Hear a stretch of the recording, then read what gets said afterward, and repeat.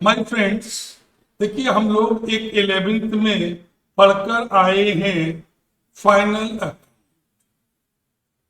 Basically 11th के final account में और अगर हम कहें शेड्यूल थर्ड के फाइनल अकाउंट में कोई बहुत ज्यादा अंतर नहीं।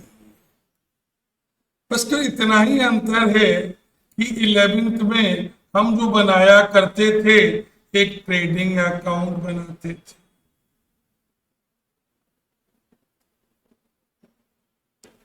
फिर एक हम बनाया करते थे कि प्रॉफिट एंड लॉस अकाउंट। फिर एक हम बनाया करते थे बैलेंस शीट।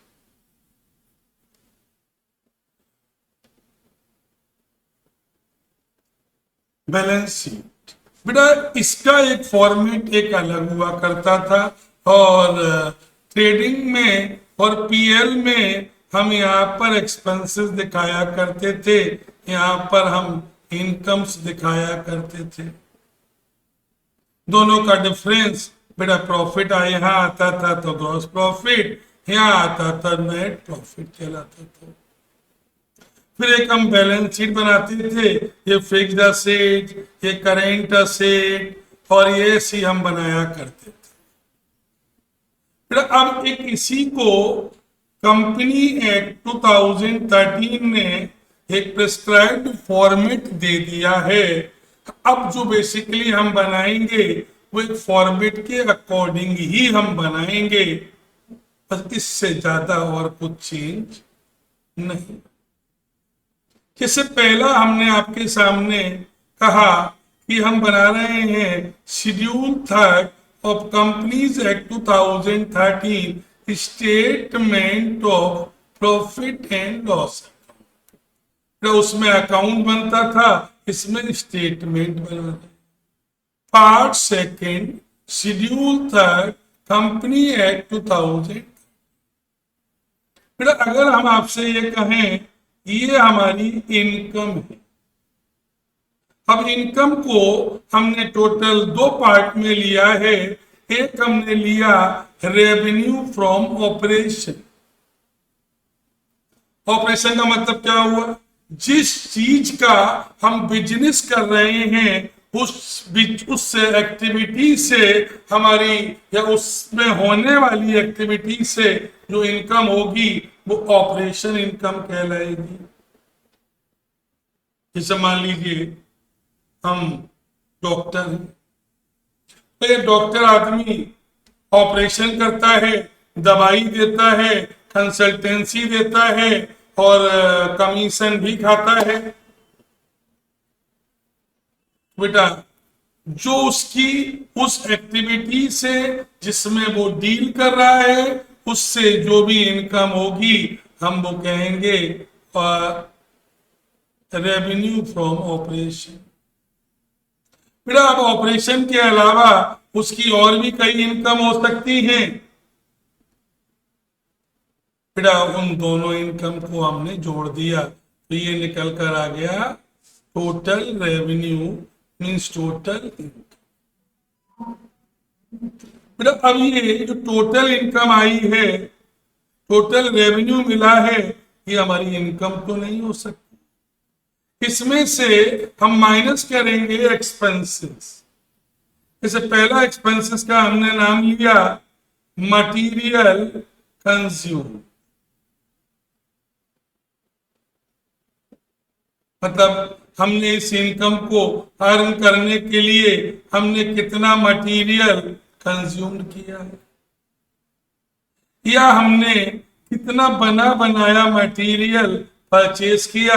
तो सेकंड नाम क्या आ गया, पहले नंबर पर आया cost of raw material consume, मतलब जो बनने में जितना मटेरियल लगा। अगर हमने बना बनाया खरीदा है तो हमने वो भी लिख दिया।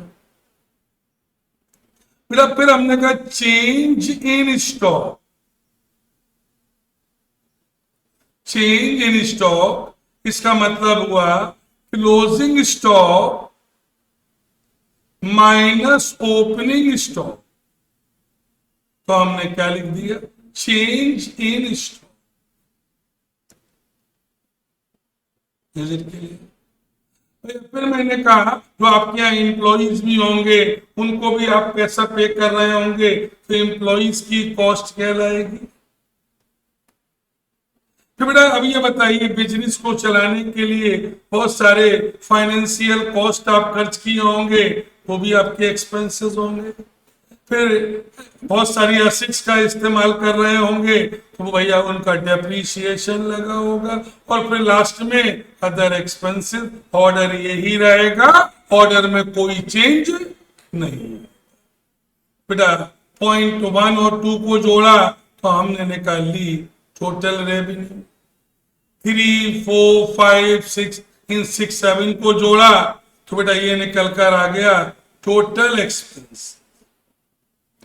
अगर टोटल रेवेन्यू में से टोटल एक्सपेंसेस को अगर हम माइनस कर देंगे तो निकल कर आ जाएगा profit before tax. Profit before tax, इसमें से हमने माइनस कर दिया टैक्सेस तो निकल कर आ गया profit after tax. Is it clear? Is it clear? अब हमारे लिए जानने वाली बात बहुत जरूरी है कि जो ये नंबर 1, 2, 3 पड़े हुए हैं किसमें क्या क्या लेंगे। तो पहला हमने कहा revenue from operation. Revenue from operation में हम क्या क्या लेंगे भैया? Sale of goods and service, sale of scrap and sale and commission receive. भाई अगर मान लो कोई फाइनेंसिंग कंपनी है बैंक से, तो उसको इंटरेस्ट मिलेगा, डिविडेंड मिलेगा, प्रॉफिट ऑन सेल हो जाएगा।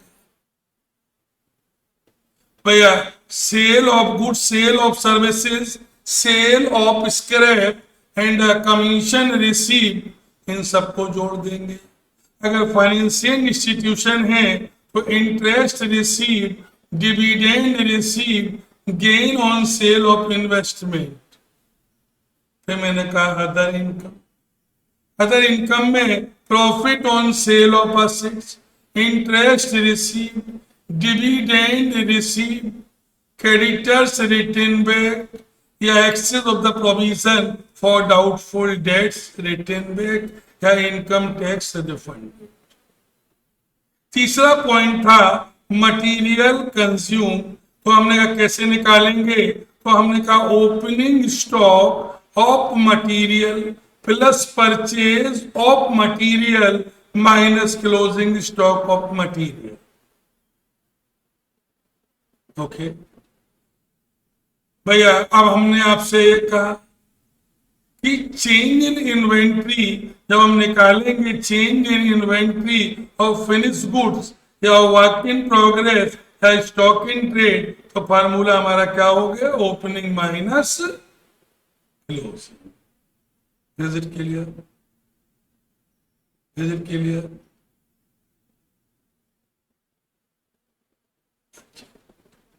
बेटा अब हमारी जो अगली समस्या आएगी, तो ये तो मेन पॉइंट्स हमने ले लिए, बाकी सारे पॉइंट्स आपको क्लियरली दिए ही गए हो। अब बेटा एम्प्लॉय, अगला पॉइंट है एम्प्लॉय कॉस्ट में हम क्या क्या लेंगे? सैलरी दिया, वेजेस दिया, बोनस दिया, लीव इनकैशमेंट दिया, स्टाफ वेलफेयर एक्सपेंसेस किए, ग्रेचुटी पेड की, मेडिकल एक्सपेंसेस ऑन स्टाफ किए। फाइनेंस कॉस्ट में क्या आएगा? फाइनेंस लेने की कॉस्ट, हमने इंटरेस्ट दिया, इंटरेस्ट ऑन डिवेंचर दिया, शेयर इश्यू एक्सपेंसेस किए या discount on issue of debentures return of किया। भैया हमने कहा अदर एक्सपेंसेस में क्या आएगा? मैंने कहा ऐसे एक्सपेंसेस जो इस लिस्ट में मेंशन नहीं है, carries inward, selling and distribution, rent, electricity, consignment expenses, loss on sale of assets या डिस्काउंट। ये आपको शॉर्टकट में मैं बता रहा हूं बेटा। अब आपको सबसे पहले क्या करना है? सबसे पहले फॉर्मेट तैयार करना है, रेवेन्यू फ्रॉम ऑपरेशन हम लिया, उसमें अदर रेवेन्यूज को ऐड किया, टोटल रेवेन्यू आ गया। फिर नंबर 1 हमने मटेरियल कंज्यूम्ड माइनस किया, number 2 purchase of stock in trade minus किया, फिर मैंने कहा चेंज इन फिनिश्ड स्टॉक या वर्क इन प्रोग्रेस या रॉ मटेरियल का स्टॉक लिया, या मैंने कहा एम्प्लॉय बेनिफिट एक्सपेंसेस लिए, या मैंने कहा फाइनेंसिंग कॉस्ट लिया, या मैंने कहा डेप्रीशिएशन लिया, या मैंने कहा अदर एक्सपेंसेस लिए। तो पॉइंट 1 पॉइंट 2 को ऐड किया, में से ये हमने पॉइंट 3 4 5 6 7 माइनस किया, तो निकल कर आ गया प्रॉफिट बिफोर टैक्स। इसमें से हमने टैक्स माइनस कर दिया, तो क्या निकल कर आ गया प्रॉफिट आफ्टर टैक्स। अब किस किस एलिमेंट में क्या क्या आएगा ये सामने आपकी स्क्रीन पर दिख रहा है। क्लियर? तो ये मैंने सारे शॉर्टकट में लिखे, इससे आपका काम बेहतर तरीके से चल जाए। क्लियर? फिर अब हमारी अगली समस्या आई शेड्यूल 3 में बैलेंस शीट बना। देखिए जब हम शेड्यूल 3 में कि हम बैलेंस शीट की बात करेंगे तो सबसे पहले हमारी लायबिलिटी साइड,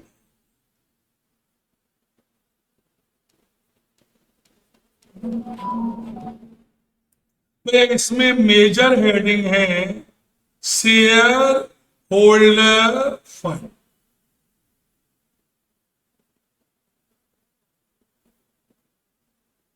भैया इसमें आप दो बातें याद रखिए। सबसे पहले यहां आएगा शेयर कैपिटल, इसकी वर्किंग नोट की बात करेंगे। दूसरा रिजर्व एंड सरप्लस। तीसरा मनी रिसीव अगर अगेंस्ट शेयर होल्डर, तब इसको बोल दो SRM। SRM को अगर हम करेंगे तो क्या बन जाएगा हमारा शेयर होल्डर फंड, SRMS। भैया S means share capital, R means reserve and surplus, M means money received against share warrant, और S means share application money pending allot. ये शेयर होल्डर फंड्स के अंदर है। अभी इनकी डिटेल में चर्चा हम आपसे करेंगे। भैया फिर मैंने कहा अगला है नॉन करेंट लायबिलिटी। इसमें हमने कहा LOL, loan, long term borrowings, other long term borrowings and long term provision. Deferred tax पर हट गए, लेकिन अगर है तो हम LDOL करना पड़ेगा। Long term borrowings, L means long term borrowing, O means other long term borrowings, L means long term provision. तो लोल को मतलब क्या हुआ नॉन करेंट लायबिलिटी। फिर मैंने कहा करेंट लायबिलिटी, तो मैंने कहा STOS,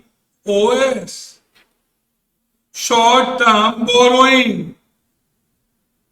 S means short term borrowing, T means trade payable, O means other current liability, S means short term provisions.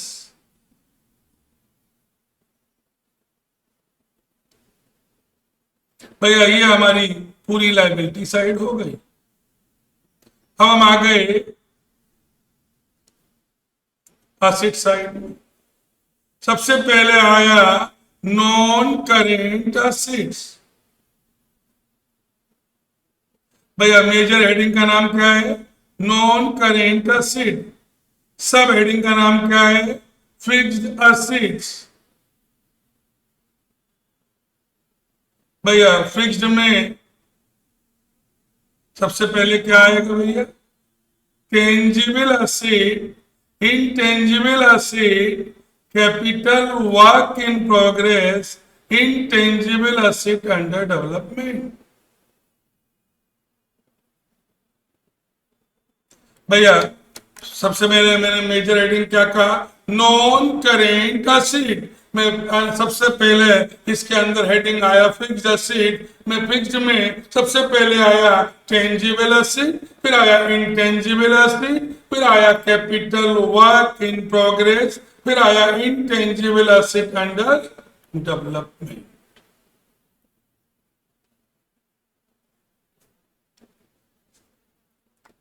भैया फिर हमने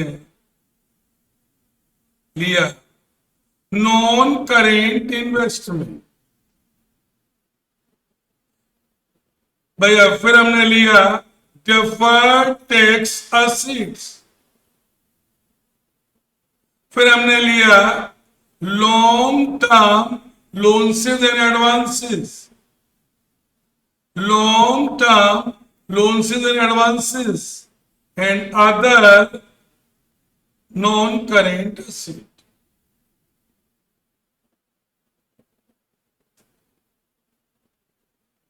भैया तो पहले मैंने क्या कहा भैया? Fixed asset, tangible, intangible, capital work in progress और intangible asset under development, non current investment, deferred tax assets and long term loans and advances and other non current assets. अब आ गया करेंट असेट्स। भैया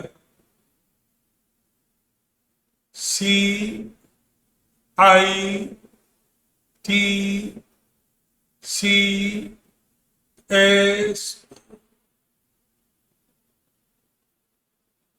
C for current investment, I for inventories, T for trade receivable, C for cash and cash equivalent, S for short-term loans and advances, and O for other current assets.